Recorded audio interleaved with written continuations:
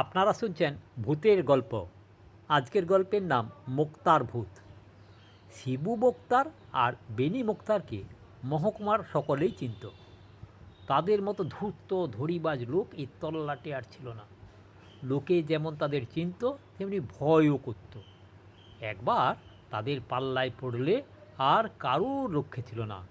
জোঁক যেমন গা থেকে রক্ত চুষে নেয় অথচ জানতে পারা যায় না, তারাও তেমনি মিষ্টি কথায় ভুলিয়ে টাকা শুষে শুষে মক্কেলকে সর্বশান্ত করে দিত। আদালতে দুজনের মধ্যে রেষারেষি চলত। আবার বাইরেও ভাব ছিল। শিবু মক্কেলকে বলতো, বেনিটা একটা আস্ত গাধা, আইনের প্যাঁচে ফেলে ওর দফা রফা করব। কিন্তু সন্ধ্যাবেলায় একজন আরেকজনের দাওয়ায় বসে তামাক না খেলে রাত্রে ঘুম হতো না। এমনিভাবে দুই মোক্তার সারা জীবন পরস্পরের সঙ্গে বাইরে বন্ধুত্ব আর ভেতরে শত্রুতা করে ক্রমে ক্রমে বুড়ো হয়ে এলো। দুজনের বেশ টাকা কড়ি বাড়িঘর হয়েছে। বলতে গেলে তারাই দেশের মধ্যে গণ্যমান্য হয়ে উঠেছে। বারোয়ারি দুর্গাপূজার এক বছর শিবু প্রেসিডেন্ট হয়, পরের বছর সেই বেনি প্রেসিডেন্ট হয়। স্কুল কমিটিতেও তাই, কেউ কারুর চেয়ে খাটো নয়। ওদের দুজনের মধ্যে বোধ হয় শিবরই ফিচেল বুদ্ধি বেশি। সে একদিন মনে মনে মতলব আঁটলে বেনিকে ভালো করে ঠকাতে হবে, কারণ এই পর্যন্ত কেউ কাউকে ভালো করে ঠকাতে পারেনি। বুদ্ধির যুদ্ধে কখনো শিবু কখনো বেনি জিতেছে। ফলে দুজনের মধ্যে কেউই বড়াই করে বলতে পারত না যে আমি বেশি চালাক। শিবু মুক্তার ফন্দি ঠিক করে হঠাৎ একদিন সন্ধ্যাবেলা হন্তদন্ত বেনিকে গিয়ে বললে, ভাই বেনি, বড় বিপদে পড়েছি, 50টা টাকা ধার দিতে পারো? কালই ফেরত পাবে। বেনি শিবুর মতলব বুঝতে পারলে না, তার আর কি, নিয়ে যাও। শিবু টাকা নিয়ে নিজের বাড়িতে গ্যাঁট হয়ে বসল। পরদিন টাকা ফেরত দেওয়ার কথা, কিন্তু শিবুর আর দেখা নেই। বেনির মন উতলা হয়ে উঠল।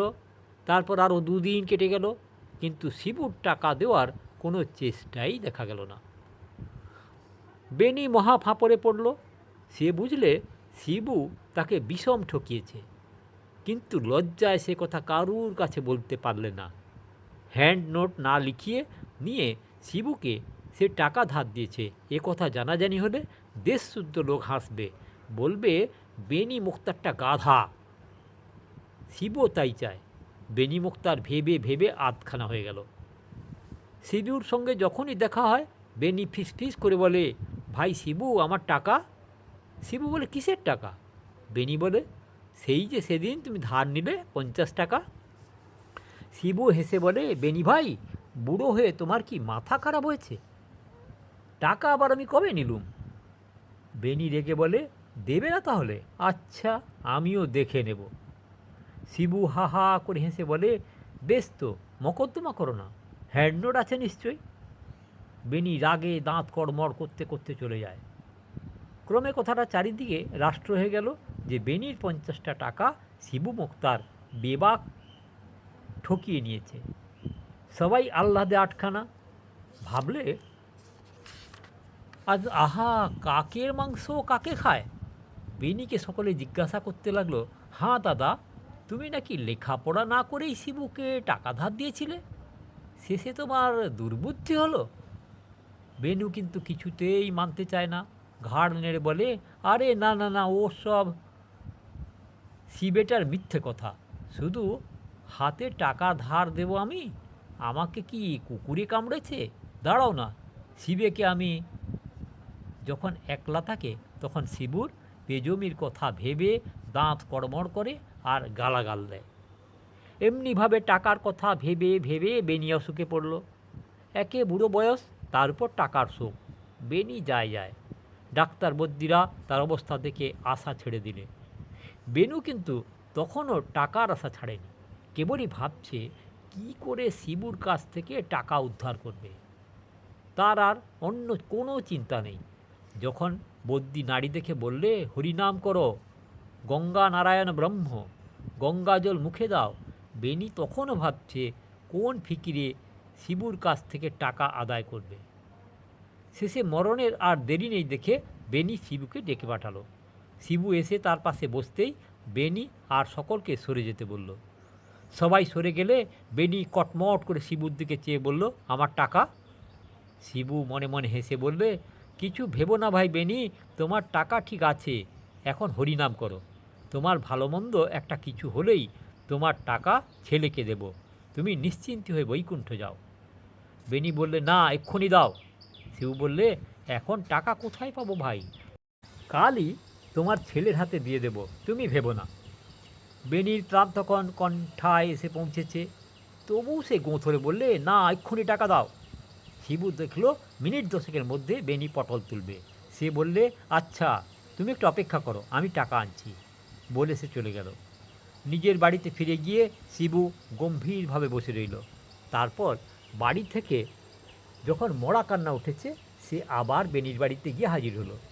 যেন কতই শোক পেয়েছে, এমনিভাবে কাঁদতে কাঁদতে বেনির ছেলেকে সান্ত্বনা দিতে লাগলো। বললে, আমি আর বেনি এক মন এক প্রাণ ছিল, তাই শেষ সময়ে আমাকে দেখবে বলে বেনি ডেকে পাঠিয়েছিল। যাওয়ার সময় বলে গেল, আমার ছেলে নেহাত ছেলে মানুষ, দেখভার কেউ নেই, তুমি দেখাশোনা করো। তা কিছু ভেবো না বাবা, তোমাদের সব ভার আজ থেকে আমি নিলুম। বেনি আমার কাছ থেকে অনেক টাকা ধার নিয়েছিল, তা সে যাকগে, সে টাকা আমি তোমাকে দিলুম। হ্যান্ড নোটগুলো আমি সব ছিঁড়ে ফেলে দেব। পাড়াপড়শি যারা ছিল তারা শুনে অবাক হয়ে ভাবতে লাগলো, তাই তো, কি আশ্চর্য, শিবুর সঙ্গে বেনির এত ভালোবাসা ছিল। ক্রমে বিকেল হয়ে আসছিল। পাড়ার অনেক ছেলে ছোকরা জুটে বেনির মরা কাঁধে শ্মশানে নিয়ে চলল। শিবুও বন্ধুত্বের খাতিরে সঙ্গে গেল। ইচ্ছেটা বেনির শেষ দেখে তবে বাড়ি ফিরবে। গঙ্গার ধারে শ্মশান ঘাটে যখন সবাই পৌঁছলো, তখন সন্ধ্যা হয়। পশ্চিমের আকাশে আলো ঝিলমিল করছে। মরা নামিয়ে ছেলে ছোকরারা কাঠের সন্ধানে বেরোল। শিবু বুড়ো মানুষ, তাই সে মরা ছুঁয়ে ঘাটেই বসে রইল। কেউ কোথাও নেই।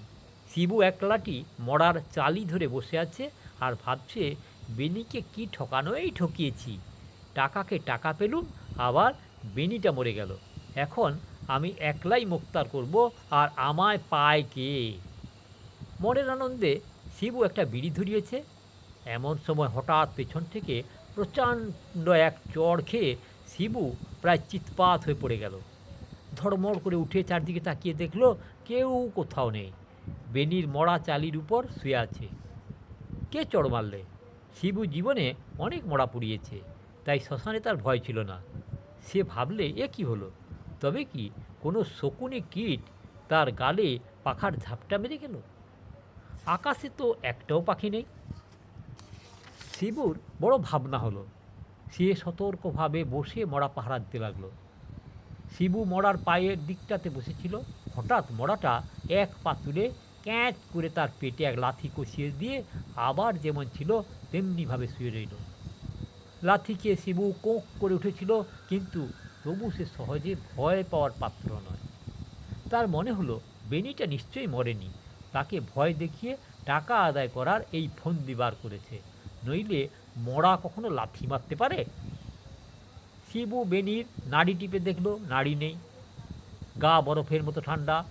তখন বুকে কান রেখে দেখলে শব্দ হচ্ছে কিনা, কিন্তু বুকও একেবারে নিস্তব্ধ। এই দেখে শিবুর ভীষণ ভয় হলো। বেনি যে মরে গিয়েছে তাতে সন্দেহ নেই, সুতরাং এ বেনির ভূত না হয়ে যায় না।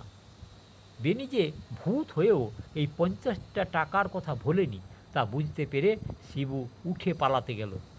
কিন্তু পালাবার জো ছিল কি? সেই যে মরার মুখ থেকে মাথা তুলতে যাবে, অমনি বেনির মরা কড়াত করে চালির উপর উঠে বসে দু হাত তার গলা জড়িয়ে ধরল।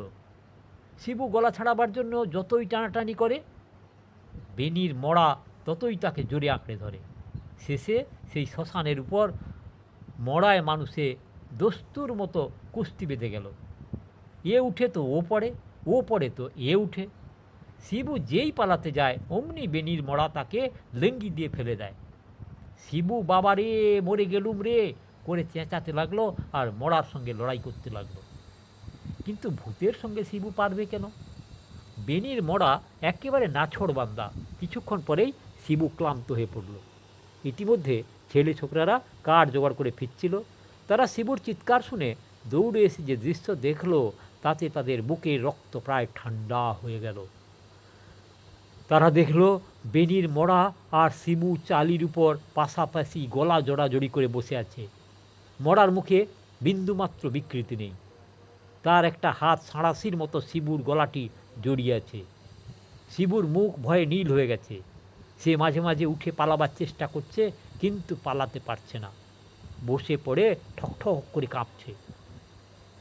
শিবির ছেলেও মরা পড়াতে এসেছিল। তাকে দেখে শিবু ভেউ ভেউ করে কেঁদে উঠল। ওরে বাবা, শিগগির বাড়ি যা, 50টা টাকা বেনির বউয়ের হাতে দিয়ে আয় গে, যা নইলে আমাকে ছাড়বে না।